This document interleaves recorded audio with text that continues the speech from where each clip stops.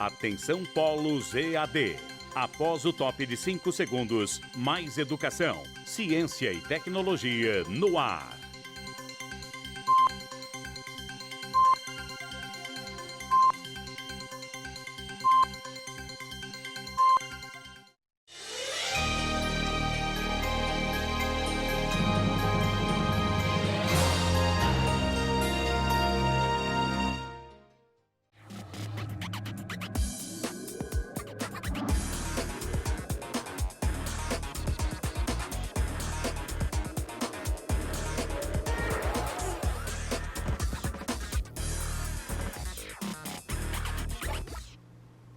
Boa noite, alunos. Boa noite, professora Leide. Boa noite a todos. Espero que vocês tenham passado uma ótima semana e espero também que vocês tenham aprendido bastante com a nossa atividade no AVA. Dei uma olhada e vi que tem algumas atividades muito interessantes, que muitos grupos se empenharam bastante para conhecer ali a cidade e eu acho que foi muito válida, professor. Ah, com certeza. Nós contamos com a colaboração de vocês nos vários aspectos das nossas aulas. Continue mandando os vídeos para nós, tá? Estamos aqui agora para a nossa quarta aula de Fundamentos de Administração e hoje nós iremos abordar centralização e descentralização, mudanças organizacionais, motivação e relações humanas no trabalho, habilidades dos administradores, tá? São temas super modernos dentro da administração, tá? E nós temos aqui os objetivos, que é diferenciar os conceitos e práticas envolvendo a centralização e a descentralização, entender as dinâmicas envolvendo as mudanças organizacionais, compreender como funcionam as relações humanas no trabalho e os conceitos de motivação e conhecer as habilidades que o administrador deve dominar e qual a importância destas, né? Vamos começar por centralização e descentralização. Centralizar significa concentrar o poder para a tomada de decisões nos altos cargos de uma empresa ou organização, não dando autonomia para os cargos mais baixos tomarem decisões. Ou seja, nós concentramos a tomada de decisão. Os tomadores de decisão acham que eles têm condições de tomar decisões melhor do que as pessoas que estão executando as atividades. Por ter normalmente um alto conhecimento técnico, que eles chegaram àquele cargo através desse conhecimento, ou pelo estudo acadêmico que eles têm. Então, normalmente, as empresas, organizações que têm um processo centralizado na cúpula, elas o têm porque os seus membros consideram que aquela é a melhor forma de gestão, tá? E nós temos também a descentralização, né? Nós temos também a relação entre centralização e poder. Os líderes centralizadores têm propensão para o exercício do poder unilateralmente. Ou seja, aqueles líderes que se consideram numa condição, às vezes técnica, ou às vezes de conhecimento, ou às vezes até pessoal, de achar que tem a condição de dirigir ou de tomar decisão melhor do que as outras pessoas dentro da organização. Então nós temos aí uma relação direta entre a centralização e o poder. Quanto mais centralizada for a empresa, maior vai ser a concentração de poder na mão de uma pessoa ou de um grupo de pessoas, em detrimento de todo um outro grupo que vai ficar a receber ordens, vai ficar dependendo das decisões tomadas por aquela cúpula para poder executar suas atividades ou para tocar sua rotina de trabalho, tá? Nós temos dois modelos aqui. Nesse modelo, as decisões são tomadas aqui e irradiam para as outras esferas da organização. Nesse outro modelo, que é um modelo descentralizado, embora nós tenhamos tomada de decisão no centro, nós temos também tomada de decisão nas esferas. Ou seja, todos tomam decisão dentro, claro, da sua esfera de conhecimento, dentro da sua esfera de atividade, tá? Sendo que esse segundo processo que eu citei é a descentralização, ou seja, é um processo planejado, tá, de atribuir responsabilidades pela tomada de decisão de questões táticas e operacionais, no segundo nível da hierarquia, para os níveis mais baixos da hierarquia, tá? Deixando as decisões estratégicas para os cargos mais elevados. Nesse modelo, se vocês se lembram daquela pirâmide, nós temos 3 níveis: o nível estratégico, o nível tático e o nível operacional. Ou seja, nesse modelo, as decisões são tomadas tanto nos 3 níveis da organização. O que diz respeito ao nível operacional será tomado no nível operacional. O que diz respeito ao nível tático será tomado no nível tático. E aquelas decisões que dizem respeito a toda a organização, que dizem respeito ao funcionamento, a regras, esse é tomado no nível estratégico. As políticas, as estratégias a serem adotadas para o bom funcionamento da organização. Esse modelo é um modelo que tem crescido muito ultimamente. Nós lembramos que a história da própria administração, ela traz uma série de modelos no decorrer da história. Nós tivemos o modelo do Exército, que também era centralizador, mas já tinha alguma descentralização. Temos o modelo da Igreja, que também foi um modelo de administração adotado nos primórdios, que centralizava tudo no Papa ou naquela cúpula que ficava em Roma. Né? Então esses modelos se inspiraram as organizações no decorrer da história, sendo que modernamente, a partir dos anos 80, nós iniciamos um processo de descentralização, onde as decisões passam a ser tomadas nos núcleos da empresa, nos departamentos. Por que isso? Porque a complexidade dos negócios aumentou. O ambiente que antes era um ambiente estável, um ambiente onde as pessoas realizavam negócios com um certo espaço de tempo para tomar decisões, passou a ser altamente instável. As tomadas de decisões passou a ser exigidas numa rapidez cada vez maior e as mudanças de cenário, mudanças de mercado e mudanças do meio onde essa organização está inserida foram muito drásticas. Para vocês terem uma ideia, nós, há algum tempo atrás, quem tinha um telefone era uma pessoa rica, então, aqui no caso específico do Brasil. Mas o aparelho telefônico em si, ele passou décadas basicamente com o mesmo modelo. Ou ele era um modelo de tecla, era um modelo de disco, né, que era aquele telefone que a gente tinha em casa. Com o surgimento do celular, por exemplo, e uma alta gama da sociedade passou a ter o telefone, né, passou a poder se utilizar do serviço de telecomunicações, nós passamos a ter uma outra realidade de mercado também. E as empresas também tiveram que se adaptar a isso. E o mundo de hoje, onde nós temos praticamente todos estão interligados a algum sistema de comunicação, seja internet, seja celulares, seja WhatsApp. Então, esses modelos fazem com que as informações fluam muito rápido dentro da sociedade. E faz com que as mudanças também sejam muito rápidas. Ou seja, uma nova tecnologia rapidamente se propaga e rapidamente ela pode tornar obsoleta uma tecnologia existente.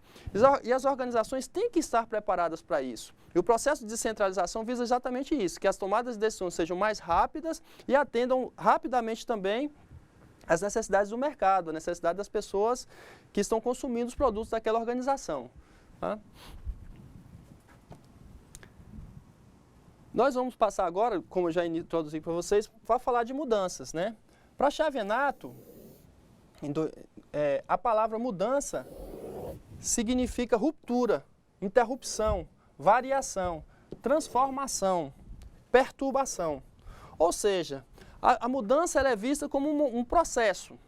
E a depender da cultura, ela é vista como uma oportunidade ou ela é vista como um problema. Na nossa cultura, nós temos os dois lados. Em alguns momentos, nós enxergamos a mudança como uma oportunidade, como uma coisa boa.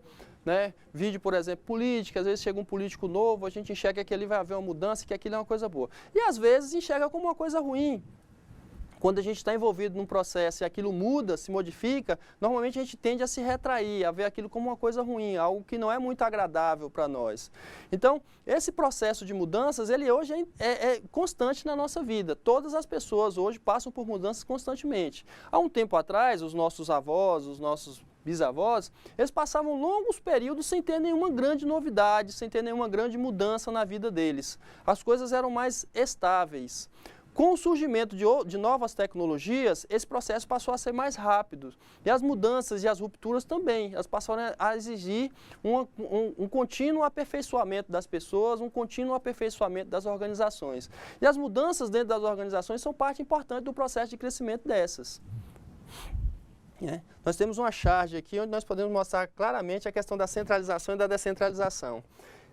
Onde um funcionário pergunta se ele pode discordar e o patrão, bom, você pode discordar, mas eu posso dominantemente discordar do pensamento democrático, que já indica a porta de saída. Ou seja, se ele não concordar com o chefe, ele deve deixar a organização. Então nós temos aqui um ambiente em constante mudança, né? Essas mudanças, elas podem ser planejadas, né? Ou ela pode ser não planejada, tá? A mudança planejada é aquela mudança que nós preparamos ela. Nós estamos de olho no que está acontecendo ao nosso redor, ou nós temos um projeto de crescimento a partir de um determinado tema, de um determinado ponto da organização, e nós organizamos para que a mudança aconteça de forma organizada, que ela aconteça de forma paulatina e que leve a organização a um novo nível, a um patamar melhor. Ou ela pode ser não organizada, a empresa pode ser pega de surpresa diante de um processo. De repente ela fabrica um produto que de uma hora para outra surge um concorrente muito forte, ela vai ter que modificar aquele produto para adequar ao produto feito pelo concorrente, ou ela pode fabricar algo que de uma hora para outra deixa de ser usado, se torna obsoleto, e aí a empresa tem que se adaptar a isso. Um exemplo disso são as máquinas de escrever. Até um tempo atrás, existiam muitas fábricas que fabricavam máquinas de escrever, aquelas máquinazinhas manuais que as pessoas iam lá para poder escrever. E o que é que acontece? Com o surgimento do computador, essas máquinas se tornaram obsoletas, elas foram substituídas pelo computador. Então esses fabricantes tiveram que encontrar um novo posicionamento de mercado, uma outra atividade para desenvolver, para continuar existindo, né? Então alguns foram procurar a fabricação de impressoras, outros foram procurar, mas tiveram que modificar a sua estrutura, tiveram que modificar o próprio negócio em que eles estavam inseridos por conta do surgimento de uma nova tecnologia. E existem muitos fatores que impulsionam ou dificultam as mudanças, que é o que nós vamos ver agora. Né? Vamos ver os fatores, primeiramente os fatores que impulsionam as mudanças nas organizações. Um dos fatores que impulsiona as mudanças são as imposições de mercado. Né? São alterações no comportamento dos consumidores e do mercado. Tá? Como eu citei para vocês,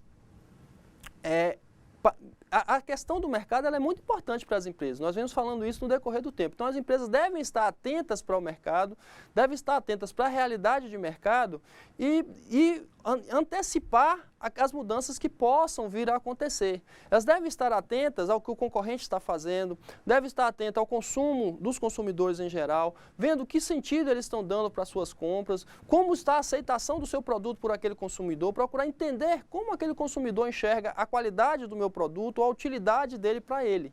Tá? Então isso é muito importante nas organizações de hoje. As empresas devem estar voltadas para o mercado. Claro que ela deve ter um olho interno, ela deve enxergar como a sua estrutura está funcionando, se ela está funcionando bem, se ela não está, se o seu processo produtivo está no ideal, se tem que mudar alguma coisa, mas ela deve estar de olho também para fora, para o consumidor dela, para quem está consumindo o seu produto e como ele está utilizando aquele produto e como ele está satisfeito com aquele produto. Para daí ela poder programar as suas mudanças, se organizar a partir das necessidades desse cliente e a partir de perspectivas novas que surjam para aquele produto ou serviço. Um outro fator também que impulsiona são as mudanças decorrentes da legislação. Alterações na legislação provocam mudanças para se adaptar às novas leis. Ou seja, as empresas devem estar de olho no que está sendo constituído pela sociedade, sendo entendido pela sociedade como sendo algo bom ou ruim.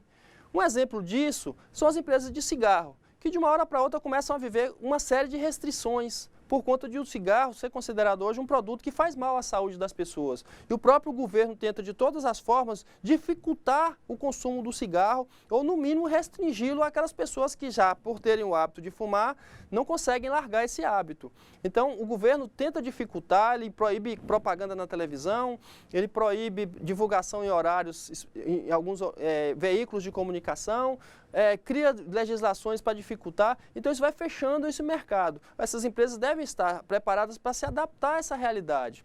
Outros são os impactos, às vezes ambiental, outras coisas. Então essas empresas devem estar observando o mercado, devem estar observando o seu meio, como estão agindo os órgãos reguladores daquele segmento onde ela atua, como estão agindo as pessoas que ditam as regras naquele segmento, seja de nível federal, estadual ou municipal. Então isso é muito importante para que as organizações se mantenham ativas, para que se mantenham lucrativas e possam perseverar, se manter dentro do mercado.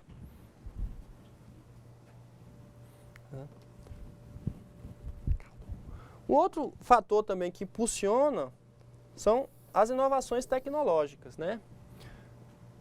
São mudanças ou surgimento de novas tecnologias que provocam mudanças em busca de adaptação.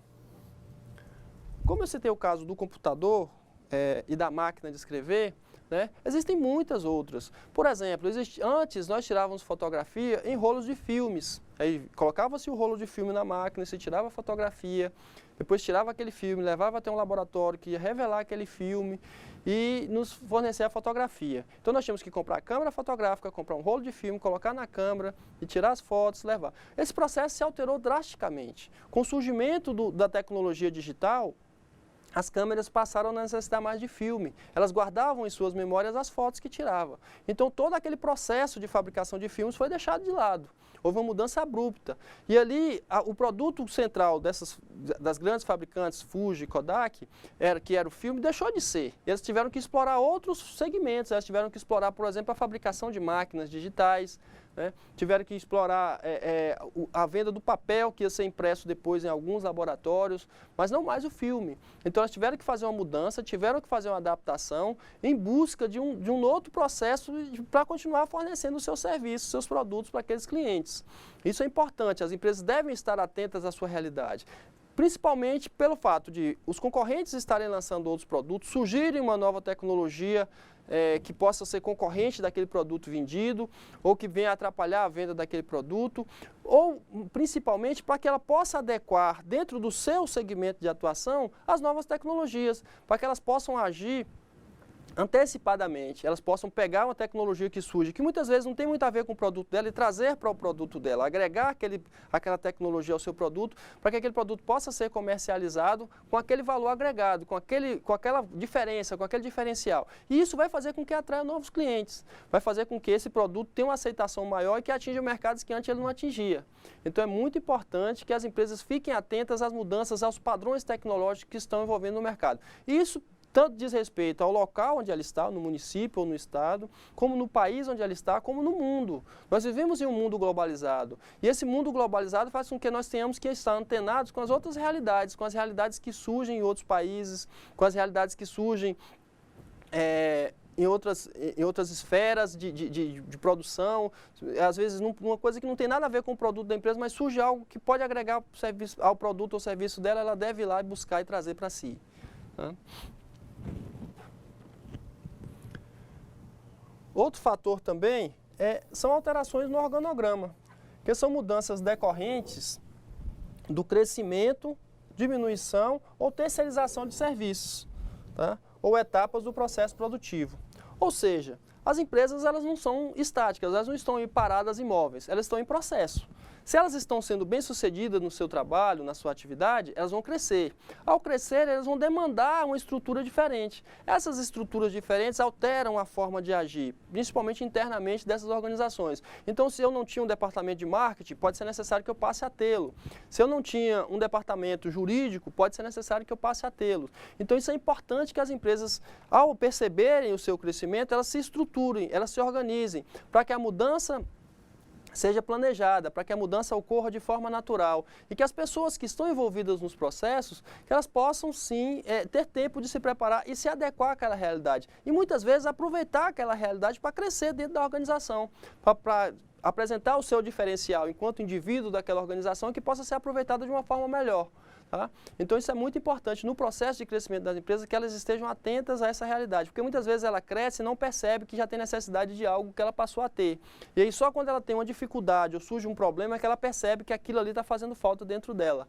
Então assim, é importante que as pessoas dentro da organização, principalmente os seus líderes, estejam atentos a essas mudanças e às necessidades que se façam presentes no dia a dia dessas organizações.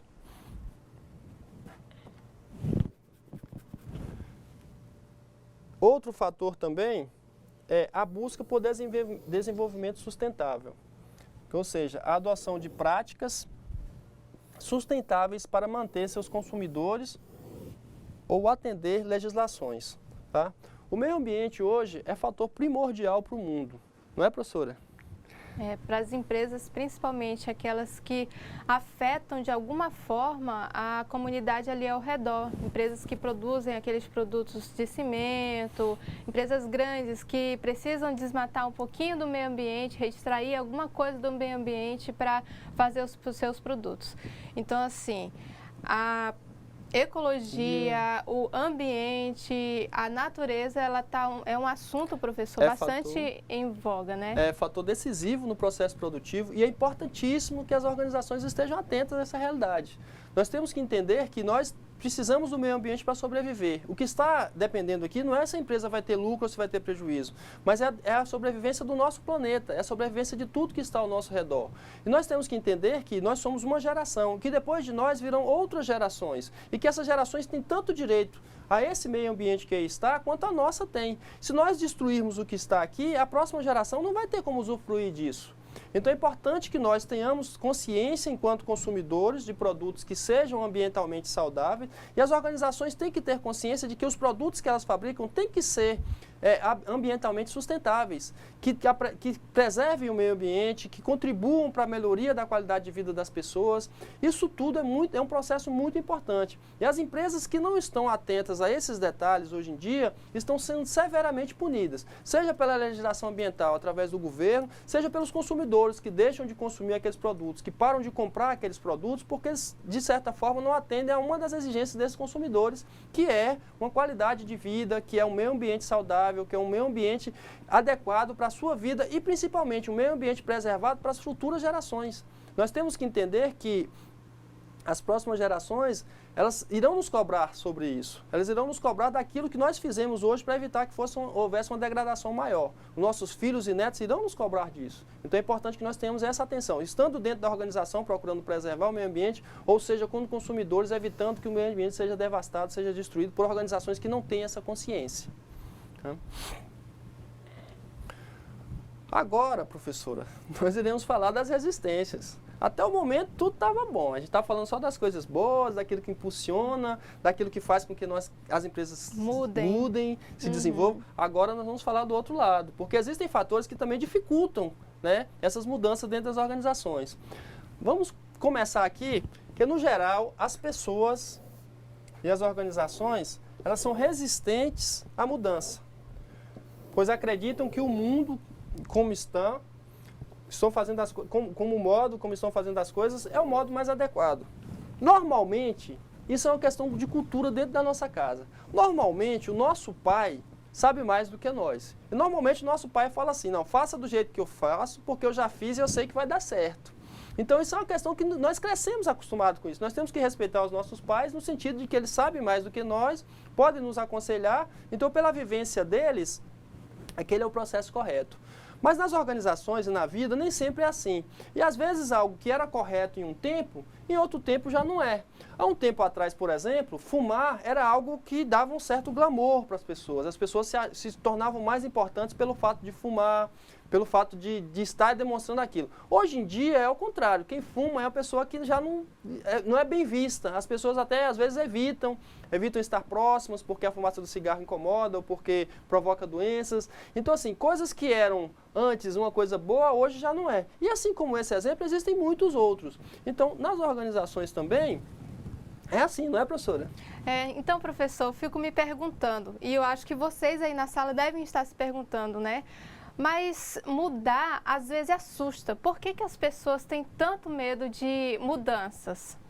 E aí isso acontece também, professor, com as empresas. Com as organizações, com certeza. E é isso que nós vamos ver aqui agora. Né? Vamos ver os fatores que impedem ou dificultam a mudança. Um desses fatores, professora, é a insegurança. Né?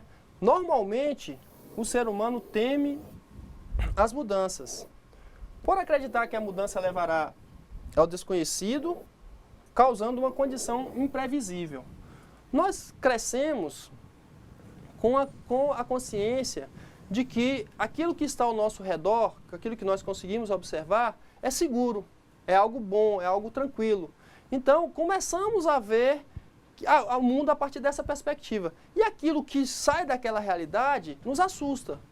faz com que nós nos sintamos desconfortáveis. É assim também com a mudança. Nós crescemos com essa cultura, com esse hábito, e quando as mudanças chegam, nós nos sentimos desconfortáveis. Aquilo nos incomoda de alguma forma. Então, o processo de mudança traz consigo, muitas vezes, insegurança. Muitas vezes traz uma sensação de que aquilo é bom, mas muitas vezes também traz uma sensação de que aquilo pode dar em algum lugar que eu não sei bem onde é que é. Então, aquilo vai fazer com que eu tenha uma certa resistência. E no que eu puder resguardar o meu canto, ou aquilo que eu faço, eu vou fazê-lo. E isso vai provocar uma dificuldade dentro da organização, porque a organização precisa que todas as pessoas que acompanhem aquele processo de mudança, para que a mudança seja bem sucedida. Nesse caminhar, se as pessoas não mudarem a sua forma de pensar, elas vão passar a ter uma certa dificuldade para se adaptar. E é nesse processo de mudança que muitas vezes as pessoas acabam sendo demitidas porque não conseguem se adaptar, porque tem alguma dificuldade. E o próprio processo de demissão ou de substituição de pessoas acaba levando que em outras mudanças as pessoas já saibam, não, se mudou da outra vez e houve demissões, dessa vez vai mudar e vai haver demissões também. Isso vai fazer com que as pessoas fiquem mais receosas, com que as pessoas tenham mais dificuldade de aceitar a mudança. Mas o correto é que nós temos que ter confiança no nosso processo produtivo e as mudanças têm que ser encaradas como algo positivo, porque o mundo de hoje, como eu falei antes, ele é um mundo em constante mudança, em constante mutação. As mudanças estão ocorrendo o tempo todo, isso não depende da organização nem das pessoas. Isso é um processo que se tornou dinâmico dentro do mundo. A inovação e as novas tecnologias estão surgindo o tempo todo. Então a gente tem que se adaptar a isso. Um outro fator também é a preocupação com o prejuízo pessoal, né? É o medo de que as mudanças tragam alterações no status do indivíduo, né, dentro da organização e, com isso, provocar perdas.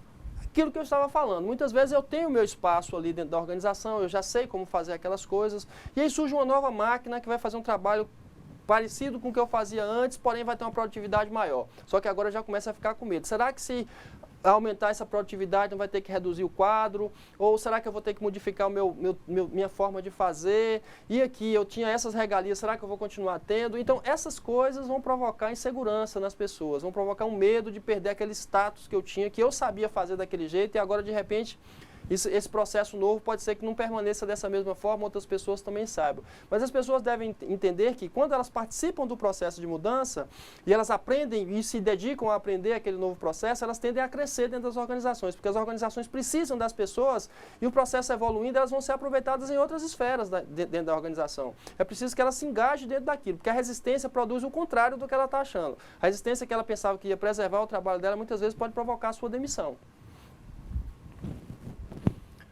Outra também é a crença de que a mudança não interessa à organização, que é a ideia de uma pessoa, né? Ao observarem as mudanças em outras empresas ou setores, consideram que não dizem respeito à sua organização, ficando desatualizado. Ou seja, as pessoas muitas vezes enxergam que aquilo é um modismo, que é algo passageiro, que é algo que foi feito por aquela organização X lá, mas que não diz respeito a ela, que não diz respeito ao seu modo de produção, que não diz respeito ao seu modo de existir daquela organização. Isso vai fazer com que essas empresas fiquem desatualizadas. Tá? Um exemplo da máquina de escrever é isso. Se ao perceberem a mudança, essas empresas tivessem migrado imediatamente para um novo sistema de guardar informações, que deixou de ser agora no papel e na máquina de escrever para um computador, elas talvez tivessem um processo mais fácil de mudança, de adaptação a essa outra realidade. No entanto, a maioria demorou nesse processo, insistindo que a máquina de escrever continuaria existindo, apesar do computador, e deu no que deu. Muitas delas deixaram de existir e as poucas que existiram tiveram que começar a fabricar ou impressoras ou computadores para poder continuar existindo, ou outros produtos similares para continuar existindo. Então, esse processo de mudança que ocorre no mundo, as empresas devem, as pessoas devem ficar atentas a ele, porque o processo de mudança deve acrescentar ao nosso processo produtivo e à nossa vida. A gente tem que entender que, independente de nós queremos ou não, ele vai vir e vai se instalar. Então, é melhor que nós nos adaptemos a esse processo de mudança para que possamos responder bem às mudanças quando elas ocorrerem. Bom, e nós temos um outro tema também que é ligado à mudança, que é a motivação. Ou seja, a motivação que faz com que nós mudemos, que nos move à mudança. É a motivação que nos leva ao trabalho todo dia, é a motivação que faz com que nós andemos para aquela nova realidade, tá? Mas vamos definir o que é motivação. Não é, professora? segundo Chavenato, né, pode ser o processo de induzir uma pessoa ou um grupo de pessoas, cada qual com as suas necessidades e personalidades distintas, a atingir os objetivos da organização, enquanto tenta também atingir os objetivos pessoais, tá? Professora, na sua opinião, todos nós somos motivados? Depende aí do objetivo de cada um, né? E da onde você está querendo chegar com o seu trabalho, com onde a empresa quer chegar. Vejo que no conceito você viu que a empresa tem um objetivo, o funcionário tem um objetivo. Se o objetivo do funcionário puder ser alcançado dentro do objetivo daquela empresa, aí seria, sim, professor, o ideal. Claro, gente, mas não é assim que acontece, né? E muitas vezes, é claro, tem gente que tem um objetivo diferente, está no local que talvez não garanta essa possibilidade dela alcançar aquele objetivo. Então, vejam que a motivação, ela está muito ligada ao objetivo da pessoa. Ah, sim. Vocês observem por vocês. Não acontece aquele dia que você fala, poxa, hoje eu preferia ficar em casa, talvez eu não queria nem ir para o trabalho hoje, eu queria ficar aqui, não estou muito bem, não estou me sentindo assim. Ou você chega no trabalho e olha assim e fala, poxa, cara, esse negócio não está muito legal, eu já não me sinto tão motivado para vir para o trabalho. A motivação, ela tem vários componentes, tá? Mas existe um componente aí que está ligado diretamente à pessoa, ao indivíduo. E outro que está ligado diretamente à organização. Os dois devem trabalhar em conjunto, como a professora Leide falou, para que você se sinta motivado e a organização também propicie essa condição para você. Como é bom quando a gente sai para trabalhar e fala, poxa, eu estou feliz porque eu vou trabalhar, o ambiente lá é muito bom, as pessoas são ótimas, eu cresço, eu desenvolvo, eu faço parte de um projeto daquela organização, um projeto que é muito maior do que eu só. Então, isso tudo faz com que as pessoas busquem a motivação para continuar trabalhando e crescer. E é importante que as organizações também se atentem para isso, para que elas possam mobilizar o seu aparato para que as pessoas que estejam ali trabalhando se sintam motivadas, se sintam bem em estar trabalhando ali, se sintam satisfeitas de ir para o trabalho todos os dias. Aqui nós temos uma pirâmide que estabelece as necessidades para se alcançar a motivação. Essa pirâmide ela foi desenvolvida por um americano chamado Maslow, Abraham Maslow, né? Lá nos anos 50 ele fez um estudo numa empresa e a partir de vários critérios adotados naquele estudo ele chegou a essa pirâmide que ela estabelece uns níveis de necessidades, tá? E que as pessoas vão, à medida que vão avançando, eles vão avançando nos níveis de necessidade que tem. Então, quando ela está no primeiro nível, que é esse nível aqui, ela tem as necessidades fisiológicas ou as necessidades básicas, que são aquelas necessidades de comer, de dormir, o sono, né?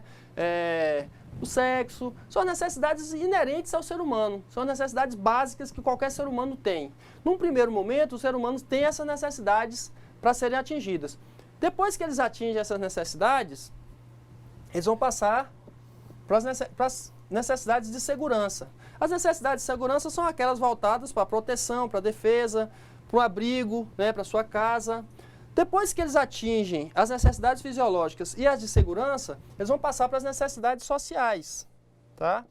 Que é o relacionamento, o amor, fazer parte de um grupo, se sentir bem naquele ambiente onde ela está. São necessidades de interação com outras pessoas. E essas necessidades de interação também fazem parte. Então, ele atingiu o fisiológico e o de segurança, ele vai buscar as necessidades sociais.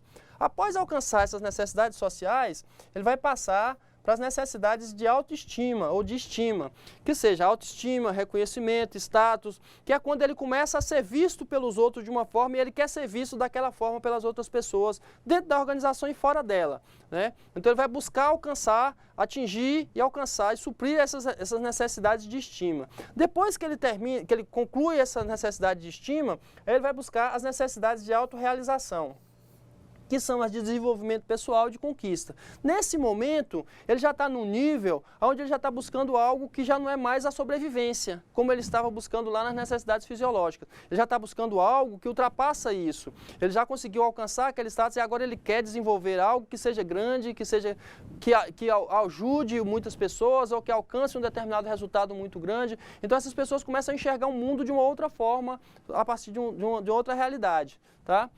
Então,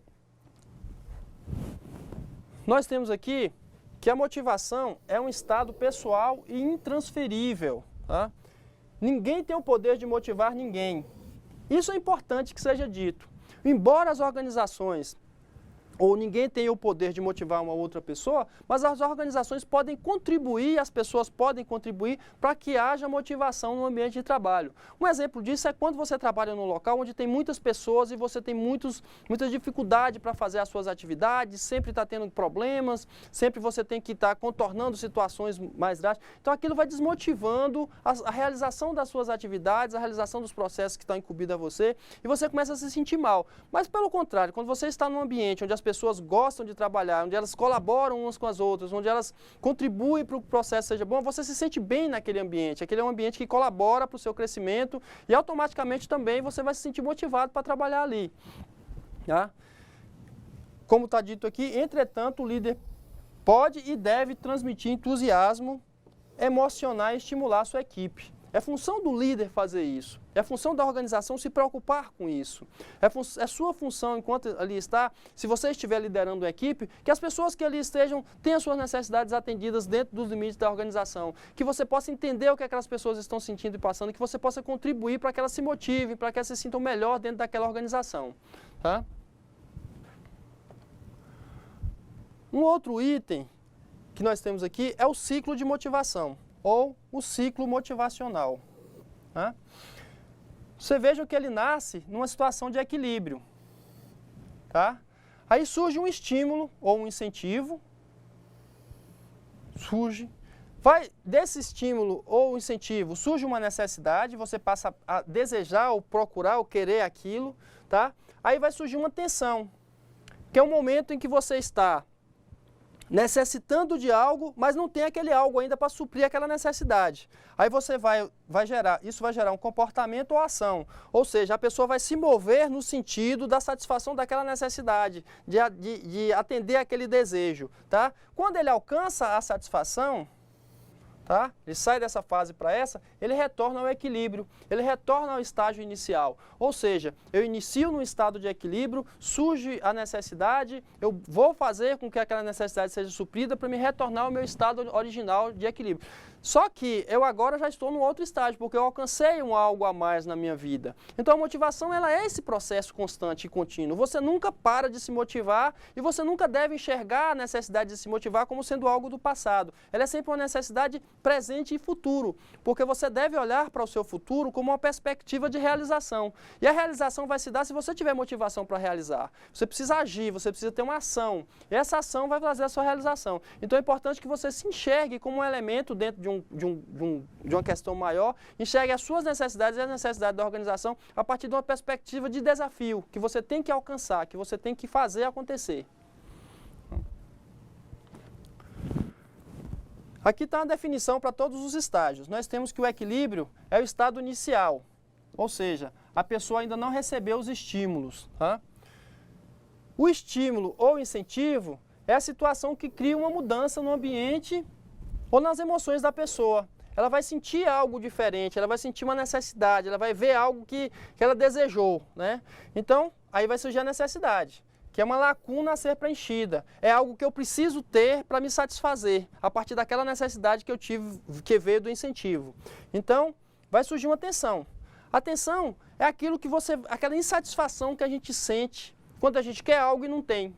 Quando a gente deseja ter alguma coisa e não consegue ter aquela coisa. Então vai surgir uma tensão, que é essa insatisfação, tá?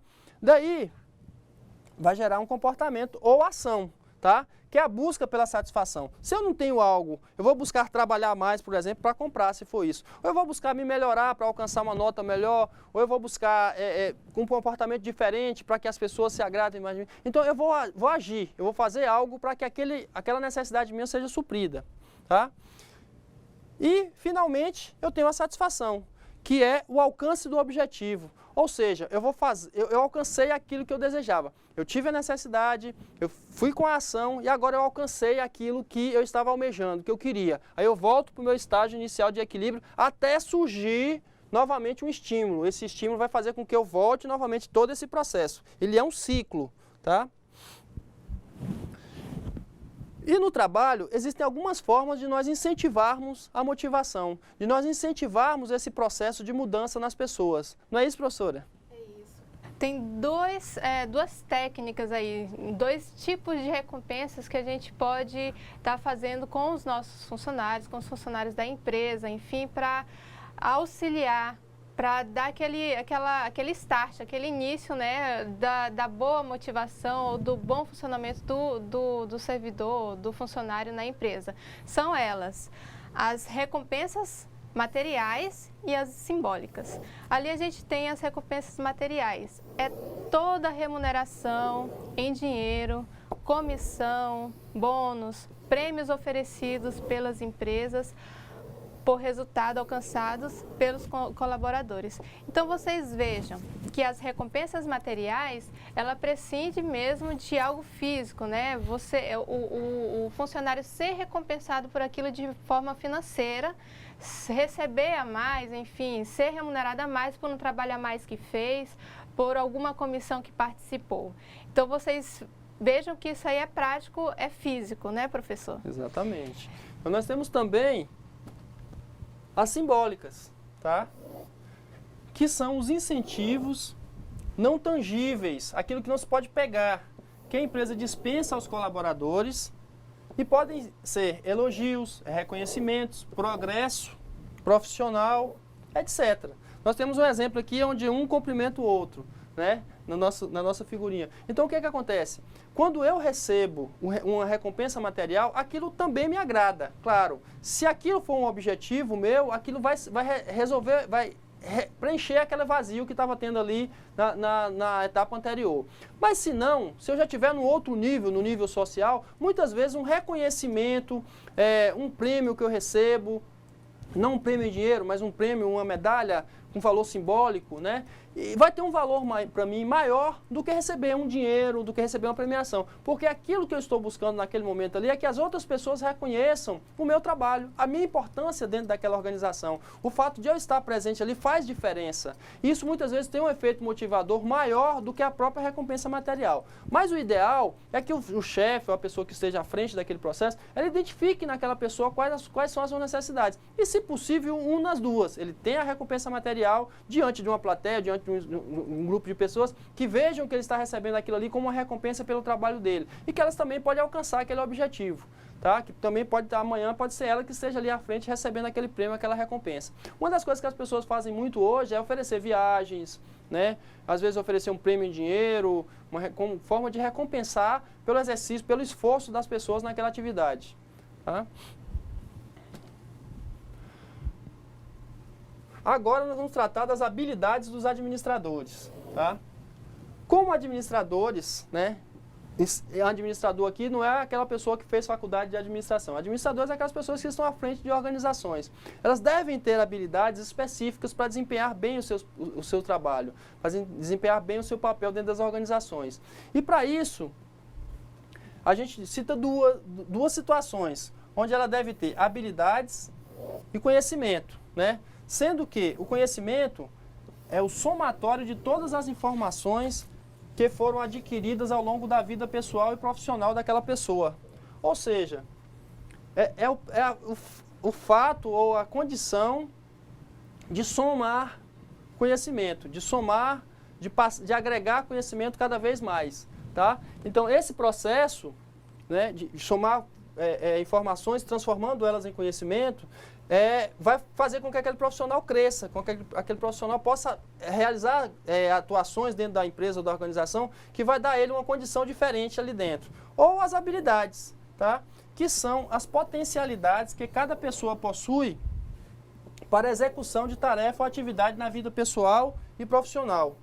Ou seja, são aquelas condições que foram, que estão internas na pessoa. Às vezes a pessoa é aquela pessoa que gosta de falar, que gosta de conversar, então ela tem uma habilidade muito grande para vender, por exemplo. Então aquilo é uma habilidade dela, que ela desenvolveu, que existe nela e que ela desenvolveu. Tá? Então, de onde nós podemos deduzir que podem existir pessoas com habilidades, ou seja, potencial a ser desenvolvido, mas não ter conhecimento ou experiência adquirida. Ou seja, nunca teve a oportunidade de colocar aquelas habilidades em prática. E muitas vezes nem sabe que tem aquilo. E que em um determinado momento, por surgir uma necessidade que ela coloca em prática, é que ela descobre que ela podia fazer aquilo há muito tempo, mas que ela nunca tinha percebido que tinha aquela habilidade. Né? Para Katz, né, que é um estudioso do tema, as habilidades dos administradores são divididas em habilidades técnicas, humanas e conceituais, tá? Sendo exigidas conforme o nível em que se encontra lotado, ou seja, sendo exigidas conforme o nível que essas pessoas ocupem dentro da organização, naqueles níveis hierárquicos, né, que eu já coloquei naquele triângulo anteriormente. Aqui tem uma tabelinha que expressa esses níveis. Nós temos aqui o nível operacional, o nível intermediário, o nível institucional, tá? Para cada nível desse, existe uma exigência, tá? No nível operacional, ele vai ter mais exigências técnicas do que as outras exigências. Você vê que ele vai ter essa quantidade aqui de exigências técnicas,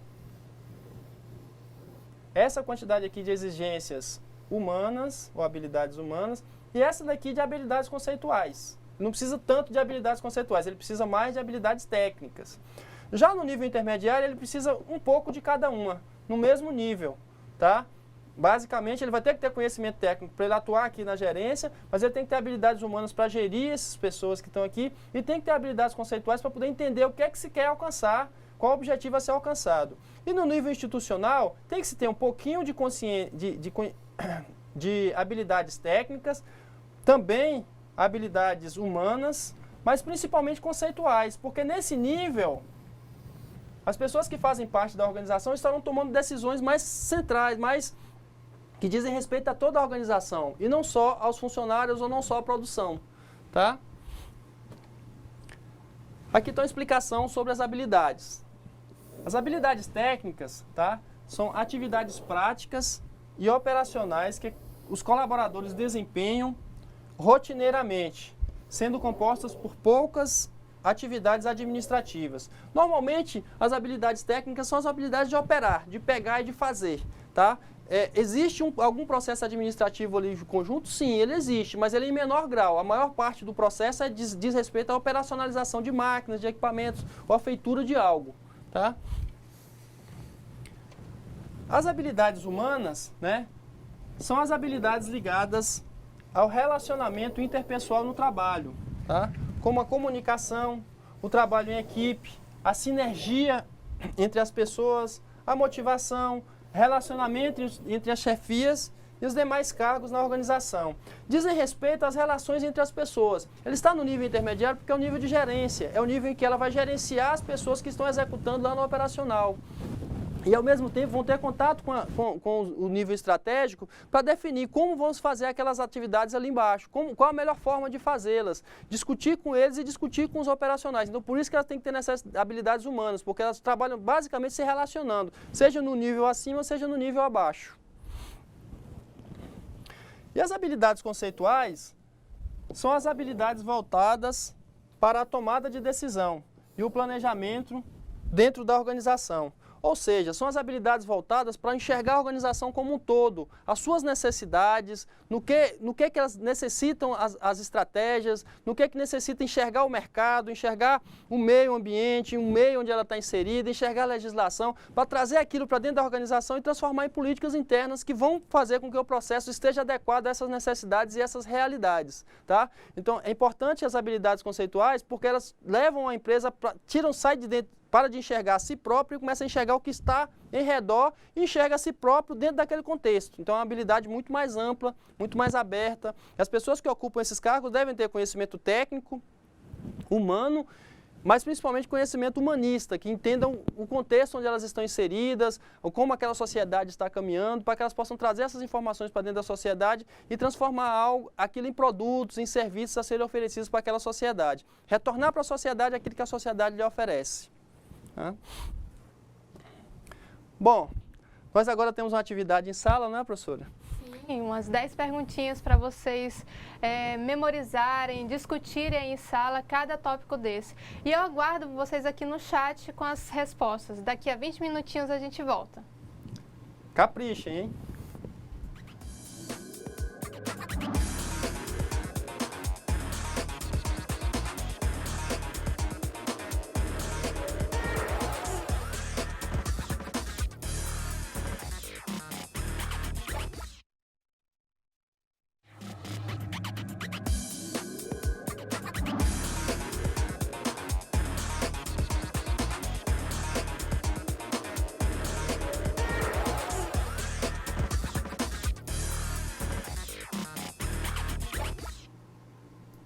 Opa, voltamos agora para a nossa atividade, né, professora?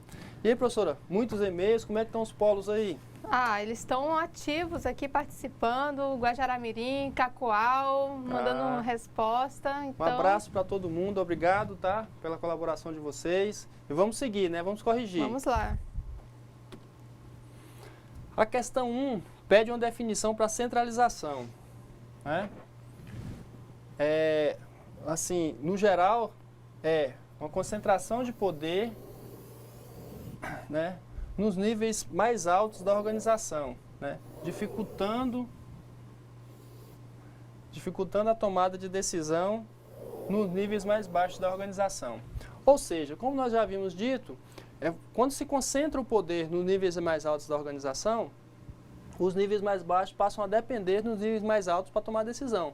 Eles não têm autonomia para poder decidir sobre o que fazer na maioria das situações. Algumas eles têm, no operacional que eles estão executando, mas na grande maioria das atividades eles não têm essa autonomia para poder resolver e tomar as decisões.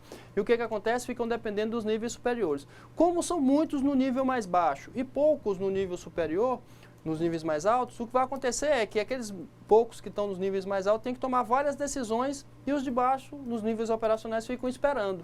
Então, vai criar uma dificuldade na agilidade da ação, para resolver as questões, e isso vai criar uma dificuldade também para competir.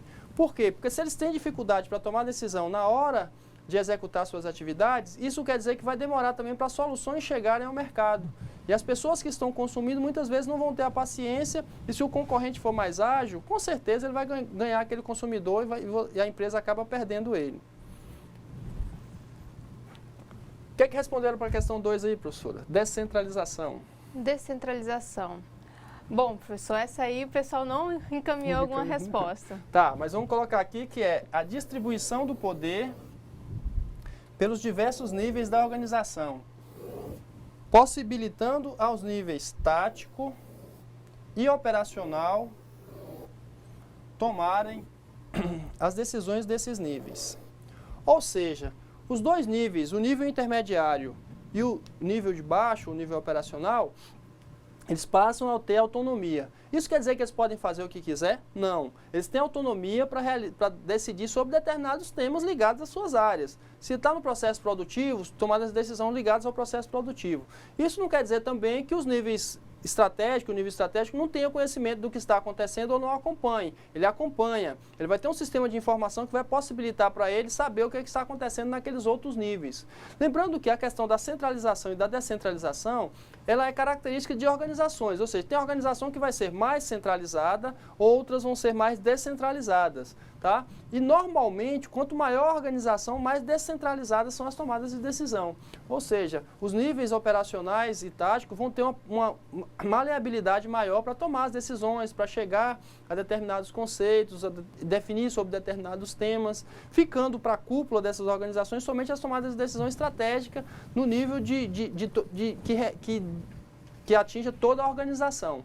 Tá? Já as centralizadas, normalmente são empresas pequenas que não têm necessidade de descentralizar porque o acesso à cúpula dessas organizações é muito fácil. Então não tem necessidade de fazer uma grande descentralização. Voltando também a lembrar que a questão da centralização ou descentralização dizem respeito ao poder. Ou seja, se há centralização, o poder se concentra em poucas pessoas. Se há descentralização, o poder é dividido, é compartilhado dentro dessas organizações. E a questão 3, professora?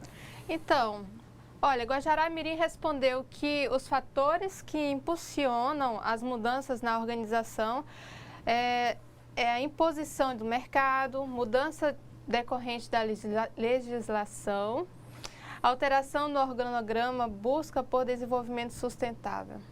E as inovações tecnológicas. Esse aí. Tá? Então, realmente é isso. São as imposições do mercado. Como nós já falamos, são aquelas condições de concorrência dentro do mercado. Ou seja, se eu tenho um produto que o meu cliente não quer consumir e o meu concorrente tem um outro que ele quer consumir, eu tenho que aprimorar o meu produto, eu tenho que realizar uma mudança no meu processo produtivo, na minha lógica de prestação de serviço, para me oferecer para aquele cliente aquilo que ele quer. Ou em outras situações, há uma mudança no produto do meu concorrente que vai provocar uma mudança no meu produto também. Então, as definições de mercado, ou seja, aquilo que está acontecendo no mercado vai impactar dentro da organização para haver mudanças, né? Um outro fator também são as mudanças decorrentes de legislação. Ou seja, houve uma mudança na lei, essa mudança na lei impacta o meu produto. Se modificou algo que o meu produto tinha um componente que agora é proibido ter, eu tenho que alterar aquele componente. Por exemplo, remédios infantis até um tempo atrás podia conter uma quantidade mínima de álcool, hoje já não pode. Então esses remédios tiveram que ser alterados em sua formulação. E o processo produtivo também teve que ser alterado. A lógica da própria organização também acaba modificando-se um pouco, porque ela vai começar a enxergar no mercado, colocar para o mercado, não, meu produto é de melhor qualidade, porque eu nunca coloquei álcool. Então tudo isso altera a organização, ela mexe com a organização, vai criar mudança dentro da organização. Tá? Um outro também são as inovações tecnológicas. Ou seja, surgiu uma nova tecnologia, houve um avanço nas comunicações, o computador modificou-se, agora a gente tem um celular que consegue acessar a internet. Tudo isso impacta os negócios, tudo isso impacta as organizações. As organizações passam a ter um outro patamar de prestação de conta, por exemplo. Então, algo que acontece numa organização, que acontecia numa organização, demorava muito tempo para que as pessoas ficassem sabendo. Hoje em dia, não. Para vocês terem uma ideia, a empresa Oi, ela comprou a Brasil Telecom há um tempo atrás. E aí as pessoas, eu sempre acompanho o mercado, estava acompanhando essa situação da compra da Oi, da Brasil Telecom pela Oi e tal. Daqui a pouco começam a surgir notícias da compra. Um funcionário dentro da Brasil Telecom estava enviando para uma dessas redes sociais informações do que estava acontecendo dentro do escritório ao vivo, online, naquele momento. Então as pessoas ficavam sabendo do que estava acontecendo lá dentro, coisas muitas vezes negativas. E o mesmo acontece hoje. Se hoje você compra um produto, ele provoca algum dano, ou ele tem algum defeito, imediatamente alguém vai para uma rede social dessa, coloca lá, faz a descrição, diz quem é o fabricante, e aquilo se espalha por toda a rede e muitas pessoas ficam sabendo daquilo. Então são situações, ou as pessoas mandam mensagens via celular também, e são situações que impactam diretamente a vida dos negócios, porque as organizações têm que se preparar para conviver com isso. Em primeiro lugar, para atender bem aos clientes, porque se vierem reclamações, as reclamações vão ter uma grande proporção, vão atingir muitos clientes daquela organização. E também para que os seus produtos atendam bem essas demandas. Mas, por outro lado, isso também traz vantagens para a empresa, porque ela vai poder saber o que o seu cliente está pensando, ela vai entender quais são as necessidades daquele cliente, utilizando-se também dessas ferramentas. Sem contar os aspectos de inovação dentro do produto ou serviço oferecido. Se há uma mudança tecnológica, ela pode ser agregada ao meu produto. Eu posso melhorar o meu produto a partir daquele novo conceito tecnológico. Então, isso é muito importante que as empresas estejam acompanhando. Tá? Um outro fator é a alteração no organograma. Ou seja, houve um crescimento da empresa, ou ela teve uma dificuldade, diminuiu. Então, isso vai provocar uma mudança dentro da estrutura da empresa, certo? Isso acontece o tempo todo, gente. Às vezes a empresa está em fase de crescimento, ela contrata pessoas, ela acrescenta departamentos, ela modifica uma forma de atender. Tudo isso vai fazendo com que haja mudanças dentro do organograma dessas organizações. E essas mudanças nesses organogramas vai fazer com que essa empresa tenha mais agilidade, ou se for o contrário, que ela perca agilidade, né? Então isso é uma atenção muito grande que tem que ser voltada para dentro da organização. Você tem que observar o seu meio, mas também tem que observar o que está acontecendo dentro da organização. Outro é a busca por desenvolvimento sustentável. Como vocês já disseram, são aquelas condições em que a empresa tem que atuar levando em consideração o meio ambiente, preservando o meio ambiente, conservando aquilo que está ao seu redor, tá? Para si, para a sociedade que ali está e para gerações futuras. Questão 4. Quais os fatores que dificultam as mudanças nas organizações? Tá? Nós falamos que ajuda, agora vamos falar do que dificulta. A insegurança é um desses fatores. Ou seja, as pessoas com medo, elas acabam não mudando ou dificultando a mudança nas empresas. Então, isso é um fator que dificulta a mudança dentro das organizações. Outro é a preocupação com o prejuízo pessoal. Alguém citou preocupação com o prejuízo pessoal aí, professora? Citaram. E crença também de que a mudança ela não vai trazer tantos benefícios ou não seja interessante para a organização. É interessante que muitas pessoas têm essa visão. Tem a visão de que as coisas não são como estão dizendo, que não precisa ser assim. Isso é importante que se faça leituras corretas. Se você está numa organização e está havendo mudança, é importante que você entenda que aquilo vai chegar em algum momento a essa organização. Tá? Outro, crença de que as mudanças não interessam à organização, como a professora falou. Tá? E crença de que a atual forma de agir é a melhor. Tá? Então, tem uma dificuldade em reconhecer que possa existir uma forma melhor de realizar as operações da organização. Entendam que o avanço ele não depende de condições externas da organização. Se acontecer externamente, quer dizer que você vai ter que correr atrás. Mas você pode estar observando a sua realidade e, a partir dos seus próprios processos, levar a mudanças. Vocês podem observar se existe uma tecnologia nova que pode ser agregada a um processo. Isso vai melhorar aquele produto ou aquele serviço. E vai fazer com que a organização ande, com que a organização avance também. Antes que o concorrente faça isso e você tenha que correr atrás, o que é mais difícil. Defina a motivação, professora. A Kátia, lá de Cerejeiras, vai definir para a gente, né, Kátia? A aluna Kátia mandou, então, motivação é o incentivo que é gerado pela busca de um propósito a ser alcançado. Você foi muito sucinta, mas perfeita, é isso mesmo, tá? Então, eu defini assim, a partir dos textos, né? Quando uma pessoa está motivada a algo, considera que esse algo é necessário ou conveniente. Visto isto, a motivação é o vínculo que leva a essa ação para a satisfação da necessidade. Que foi exatamente o que você falou, né, Kátia? Que é a busca por uma condição, um estado de ser, que você vai fazer, vai realizar aquele processo do ciclo de motivação para você chegar até ele. Tá? Mas a motivação é algo que está intrínseco nas pessoas, mas pode receber colaboração externa, dos colegas de trabalho, da própria organização na qual você está inserida e da família, existe todo um complexo, né, envolvido nesse processo de motivação. Mas é importante que as pessoas busquem a motivação o tempo todo.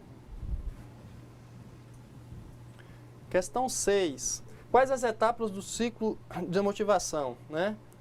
Equilíbrio, estímulo, necessidade, tensão, comportamento, satisfação. Tá? Essa o pessoal acertou, professor. Nós temos grandes alunos, professora, com certeza. Qual a diferença entre recompensa material e recompensa simbólica? Né? Para ser sucinto, seria, enquanto as recompensas materiais buscam motivar com salários e prêmios, as recompensas simbólicas buscam motivar através de premiações simbólicas, não materiais, sem valor material, mas com apelo emocional. Ou seja, são aquelas premiações onde as pessoas são reconhecidas, onde há um reconhecimento pelo trabalho que foi realizado. Isso é tão importante como as recompensas materiais. Tá? Qual a diferença entre conhecimento e habilidade? Tá? Conhecimento é o somatório de todas as informações e experiências adquiridas durante a vida. Tá? Enquanto habilidades são as potencialidades que cada pessoa tem para a execução de determinada tarefa. Ou seja, O conhecimento é a soma que você adquiriu durante a sua vivência. E a habilidade é aquilo que você já trouxe consigo. Agora, você, durante esse conhecimento, você pode utilizar ou não essas habilidades. Pode descobrir que tem ou saber que tem e não utilizar também. Tá? Mas enquanto um é um somatório, a outra é algo que você já tem que você vai desenvolver depois. Questão 9. Segundo CATS, quais as habilidades inerentes aos administradores? Alguém respondeu, professora? A mesma resposta que a gente pode ver aí no slide, né? Habilidades técnicas, as habilidades humanas e as habilidades conceituais. É isso aí. E defina as habilidades humanas. Defina habilidades humanas, né? Que são as habilidades ligadas ao relacionamento interpessoal no trabalho. Ou seja, a inter-relação, a relação que as pessoas têm dentro do trabalho são relações humanas. Agora, você pode ter ela no nível operacional, no nível técnico, no nível de tomada de decisão, no nível estratégico. E eles se relacionam entre si e dentro de cada setor desse também eles se relacionam, tá? Isso são as relações humanas no trabalho. E a atividade da semana, professora? A nossa atividade da semana, a gente passou umas 2 semanas aí com pesquisas, né, onde vocês tiveram que buscar sobre o mercado, conhecer um pouquinho a realidade das empresas. Agora a semana vai ser um pouquinho mais light, né? Nós propomos para vocês um fórum, pessoal. O fórum, então, é a seguinte pergunta, né? Considerando as mudanças organizacionais, comente o que é motivação, qual a importância dela para o ambiente empresarial e as mudanças organizacionais. Cite pelo menos 3 ações que as empresas podem fazer para motivar os funcionários. Essas perguntas, elas são para nortear o seu comentário. No comentário que você fizer, tem que ter, então, essas 3 respostinhas, né? E não deixe de comentar a postagem de outros alunos, né? Isso também é um ponto de avaliação. Você tem que postar no mínimo 2 vezes para ter uma avaliação bacana. Então, assim, se prestaram atenção na aula, se viram muito bem que o professor fez essa relação, né? O que impacta a motivação do funcionário na mudança da empresa, né? Porque a empresa precisa mudar. A gente viu que as mudanças, elas são difíceis, né, de serem feitas, porque tem um certo impedimentos e tudo mais, mas a empresa, ela precisa mudar, porque o mundo todo muda, as informações mudam, o contexto, o cenário econômico muda. Então, se nós temos funcionários mais motivados, e o que isso vai impactar a mudança das empresas? Tema importantíssimo, professora. É importante que vocês conheçam sobre essa área, porque vocês irão impactar dentro das mudanças, dentro das organizações das quais vocês fazem parte, tá? Gente, nossa aula acabou. Tenham uma boa noite, um bom final de semana e até a semana que vem. Boa noite, pessoal.